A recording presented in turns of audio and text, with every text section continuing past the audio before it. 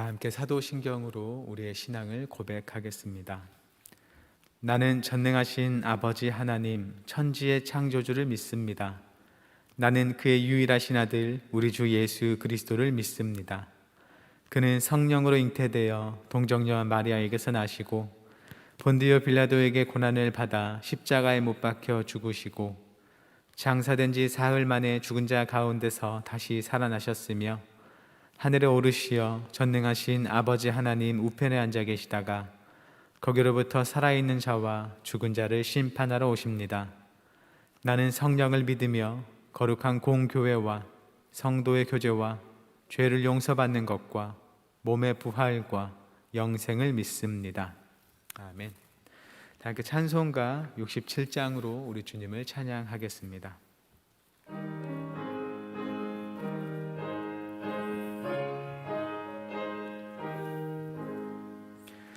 영광의 왕께 다 경배하며 그 크신 사랑 늘 찬송하라. 예부터 영원히 참방패시니 그 영광의 주를 다 찬송하라. 능력과 은혜 다 찬송하라.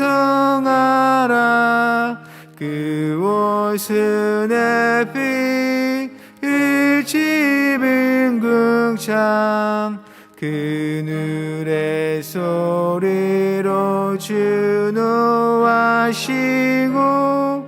폭풍의 날개로 달려가신다. 저 아름답고 놀라운 일이 가득한 이 땅 다 주의 조화 그 힘찬 명령에 터 잡히나니 저 푸른 바다는 옷자락이라. 질그릇같이 연약한 인생 주를 지하여 늘 강건하리. 온 백성 지으신 만왕의 신이 그 자비 영원히 변함없어라. 아멘.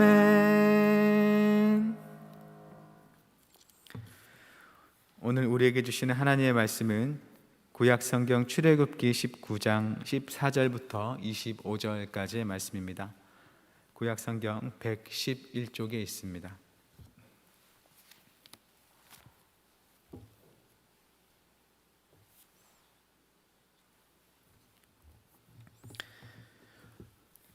출애굽기 19장 14절부터 25절까지의 말씀을 저와 여러분이 한 절씩 교독하겠습니다.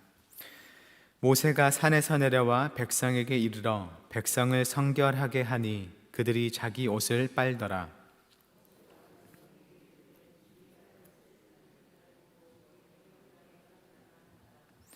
셋째 날 아침에 우레와 번개와 빽빽한 구름이 산 위에 있고 나팔 소리가 매우 크게 들리니 진중에 있는 모든 백성이 다 떨더라.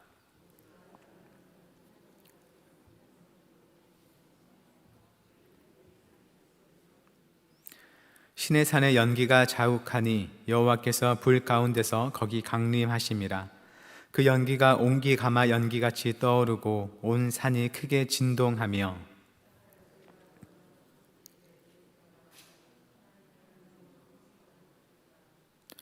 여호와께서 시내산 곧 그 산 꼭대기에 강림하시고 모세를 그리로 부르시니 모세가 올라가매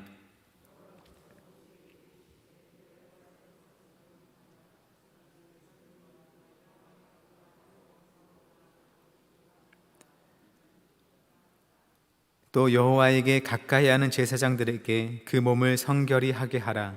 나 여호와가 그들을 칠까 하노라.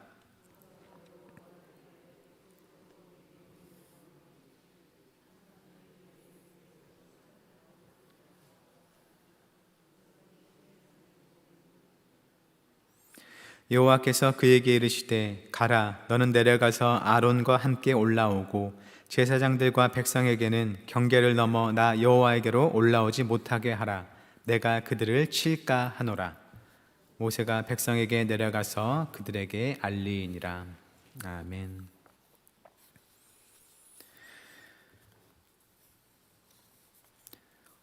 신앙생활을 하다 보면 아마 누구에게나 한 번쯤 드는 생각이 있습니다. 바로 이렇게 입고 예배에 가도 되나 하는 생각입니다.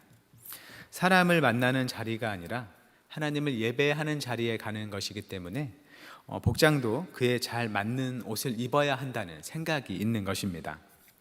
어떤 사람은 예배에는 반드시 깨끗하고 또 깔끔한 옷을 입고 가야 한다고 말하는 사람도 있지만, 또 다른 사람은 복장보다는 믿음과 또 마음이 중요하기 때문에 옷은 그냥 입고 가도 된다고 말하는 사람도 있습니다.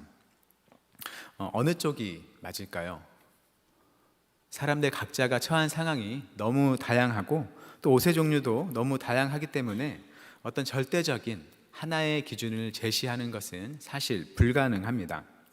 하지만 적어도 옷이 중요하지 않다고 말하는 사람이라도 아마 속옷 차림으로는 예배에 참석하지 않을 것이고, 또 깨끗하고 깔끔한 옷을 입어야 한다고 말하는 사람도 마음의 준비는 없이 옷만 잘 입으면 된다고도 말하지는 않을 것입니다. 둘 모두 하나님을 향한 바른 마음과 태도가 중요하다고 여기면서도 한쪽은 그 마음이 곧 외양으로 표현된다고 생각하는 것이고, 다른 한쪽은 마음이 합당하다면 외양은 그리 중요하지 않다고 생각하는 것이겠습니다. 사실 어느 쪽이든 하나님을 향한 합당한 마음을 중요시하는 것이죠. 그런 점에서 이 시간 본문은 우리가 하나님을 생각하거나 하나님께 나아갈 때 기억해야 할 중요한 점을 말하고 있습니다. 본문은 이스라엘이 하나님과 언약을 맺기 위해서 준비하는 모습으로 시작합니다. 14절과 15절입니다. 모세가 산에서 내려와 백성에게 이르러 백성을 성결하게 하니 그들이 자기 옷을 빨더라. 모세가 백성에게 이르되 준비하여 셋째 날을 기다리고 여인을 가까이 하지 말라 하니라. 모세가 산에서 하나님을 만나 뵌 후 내려와서 셋째 날에 이스라엘이 하나님과 언약을 맺을 수 있게 백성들을 성결하게 준비합니다.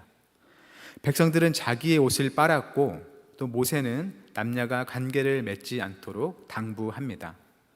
이 부부관계는 결코 나쁜 것이 아니지만 하나님께 나아갈 때는 절제해야 했던 것입니다. 백성들은 거룩하신 하나님께 나아가기에 합당하도록 하나님의 말씀에 따라 준비합니다. 하나님과 이스라엘이 맺은 이 언약은 강제적이지 않았습니다.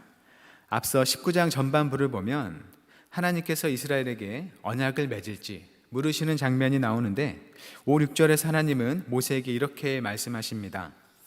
너희가 내 말을 잘 듣고 내 언약을 지키면 너희는 모든 민족 중에서 내 소유가 되겠고 너희가 내게 대하여 제사장 나라가 되며 거룩한 백성이 되리라.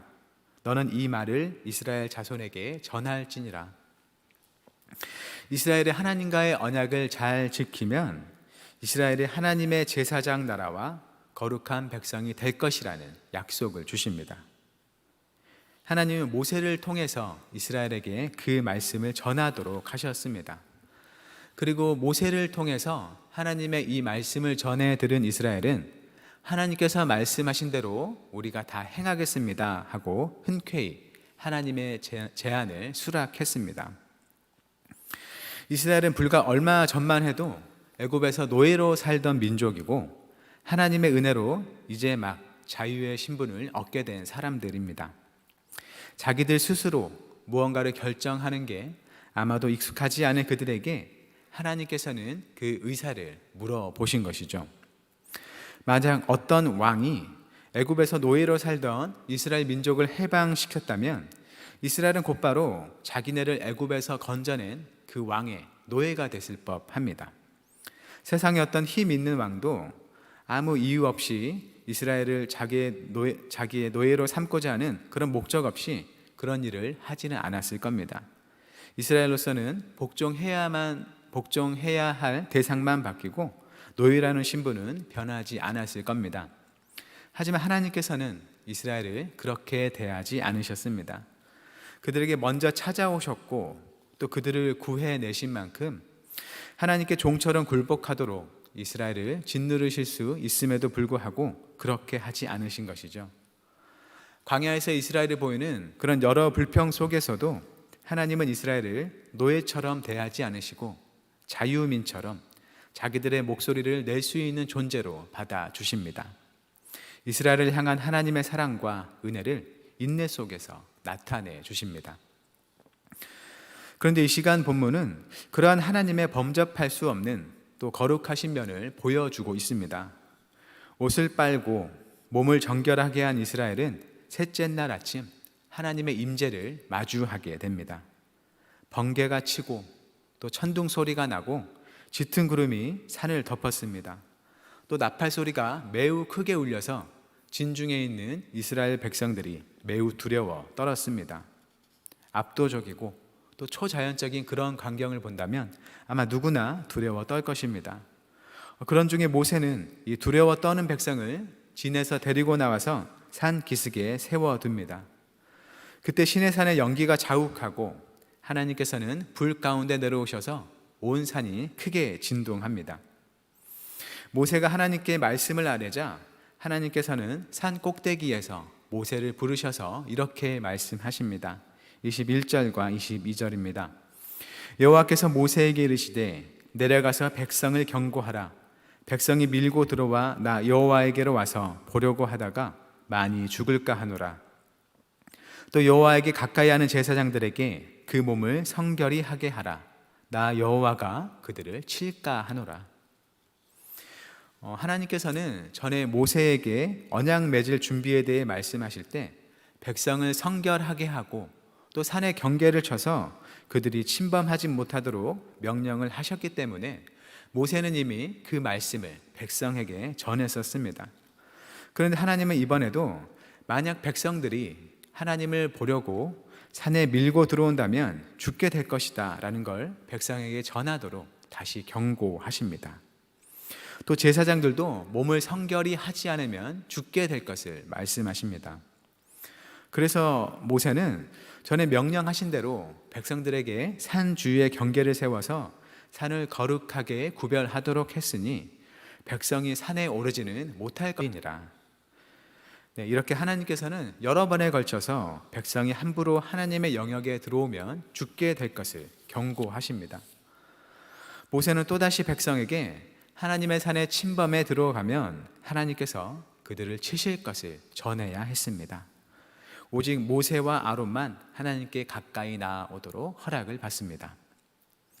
본문에서 볼 수 있는 이 하나님의 모습은 굉장히 두려운 모습입니다. 번쩍이는 번개, 또 쿵쾅거리는 천둥 소리, 빽빽한 구름과 매우 큰 나팔 소리, 이 모든 모습이 두려움을 일으키는 광경이지만 그보다 더 무서운 것은 이스라엘에게 주시는 하나님의 경고입니다. 산의 경계를 침범해 들어가면 하나님께서 친히 치신다는 말씀이죠.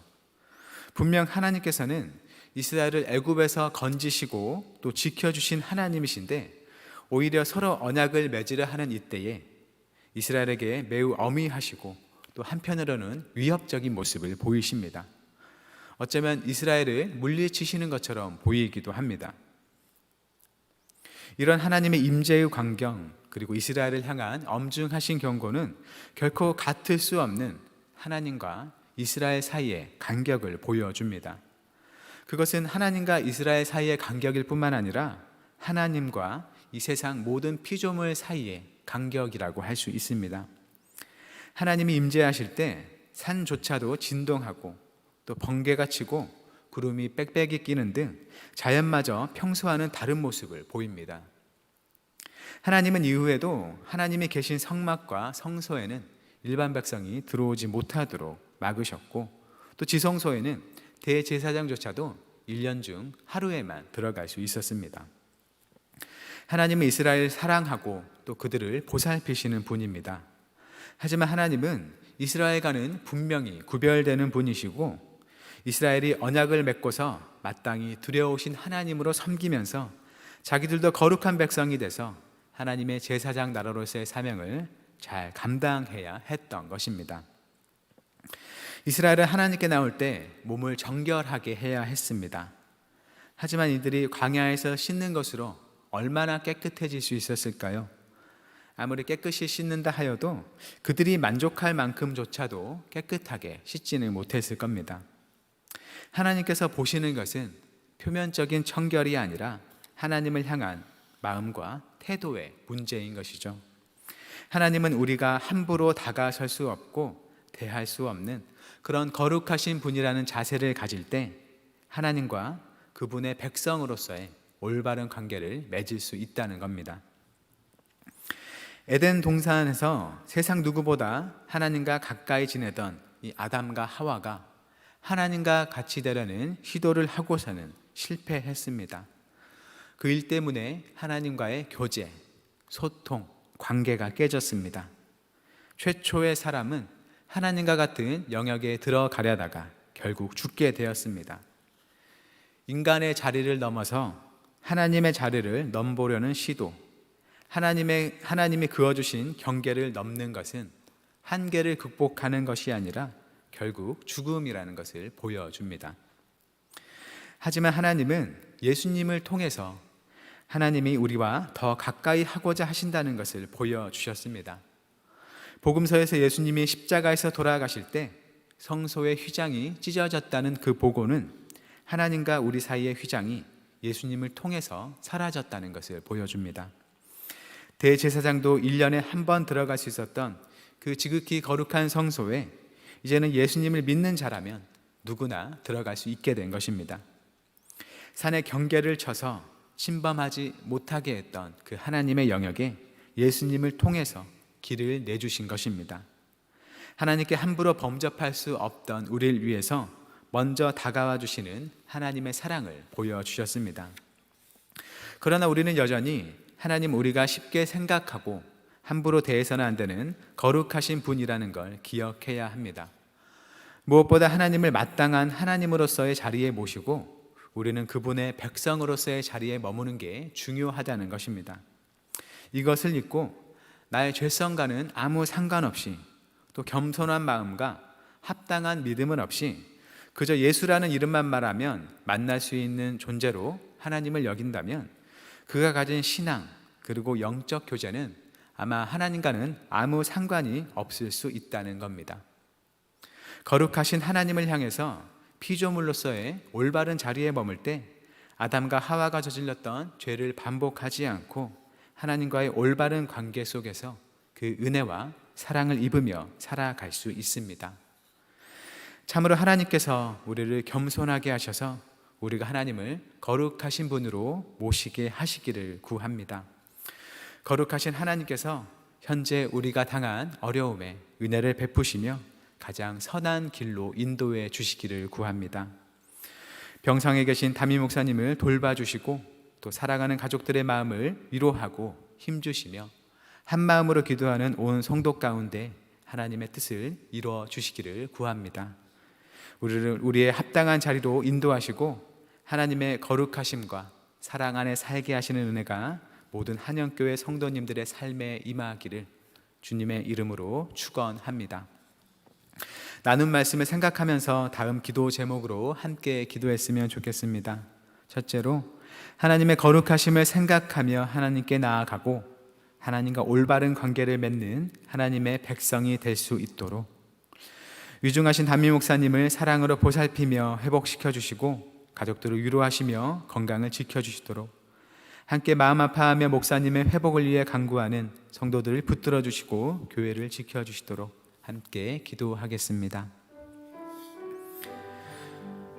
사랑의 하나님, 주님께서는 참으로 세상에 있는 그 무엇보다 구별되어 거룩하셔서 우리가 쉽게 생각하고 우리가 쉽게 다가가지 못할 분임을 우리가 다시 한번 깨닫습니다. 예수님께서 우리에게 오사 하나님을 향한 길을 내주었지만 여전히 하나님께서는 참으로 거룩하신 하나님이고 우리는 주님께 지음받은 피조물이라는 것을 늘 기억하며 살게 하여 주옵소서. 하나님을 쉽게 보고 하나님의 자리를 넘보며 마치 우리 스스로가 하나님과 같이 되고자 했던 그런 마음과 시도가 있었다면 우리가 주님 앞에 뉘우치게 하시고 뒤로 물러설 수 있도록 주여 도와주옵소서. 참으로 주님 앞에 우리의 마음을 낮추며 겸손할 때에 참되신 하나님을 만나며 하나님께서 우리에게 행하시고자 하는 모든 일들을 경험하며 그 은혜 가운데 살 것을 믿습니다. 우리의 그런 마음들을 주님께서 고쳐주시고 아버지 되신 하나님 앞에 참된 자녀로서의 삶을 살아가도록 주여 도와주옵소서. 거룩하신 하나님, 이스라엘을 향해 사랑으로 다가가시되 또한 하나님의 거룩한 자리를 지키시며 이스라엘을 올바른 자리로 인도하시는 모습을 봅니다. 하나님의 사랑에 감사할 뿐만 아니라 하나님의 거룩하심 앞에서 경외할 줄 알고 피조물로서의 자리를 지키며 하나님의 백성된 자로서의 삶을 살아가도록 인도하옵소서. 예수 그리스도를 통해서 하나님께 열린 길을 통해 하나님과 깊은 교제를 나눌 뿐만 아니라 하나님을 더욱 알게 된 만큼 더 두려워할 줄 알고 더욱 마땅한 찬송과 영광을 돌리는 성도가 되게 하옵소서. 병상에 계신 담임 목사님을 치유의 능력과 사랑으로 돌보아 주옵소서. 슬픈 가운데 있는 가족들의 마음을 어루만져 주시고 몸이 상하지 않도록 지켜 주옵소서. 많은 성도들의 간구를 들으시고 응답하시어 목사님이 건강한 모습으로 우리와 함께하게 하옵소서. 우리의 부족함을 아시는 주님께서 친히 함께하셔서 모든 것을 주님의 은혜 가운데 이끄시며 주님의 선하신 뜻을 이루어 주옵소서. 오늘도 우리의 발걸음을 인도해 주시길 구하오며 예수님의 이름으로 기도드립니다. 아멘. 하늘에 계신 우리 아버지, 아버지의 이름을 거룩하게 하시며 아버지의 나라가 오게 하시며 아버지의 뜻이 하늘에서와 같이 땅에서도 이루어지게 하소서. 오늘 우리에게 일용할 양식을 주시고 우리가 우리에게 잘못한 사람을 용서하여 준 것 같이 우리 죄를 용서하여 주시고 우리를 시험에 빠지지 않게 하시고 악에서 구하소서. 나라와 권능과 영광이 영원히 아버지의 것입니다. 아멘.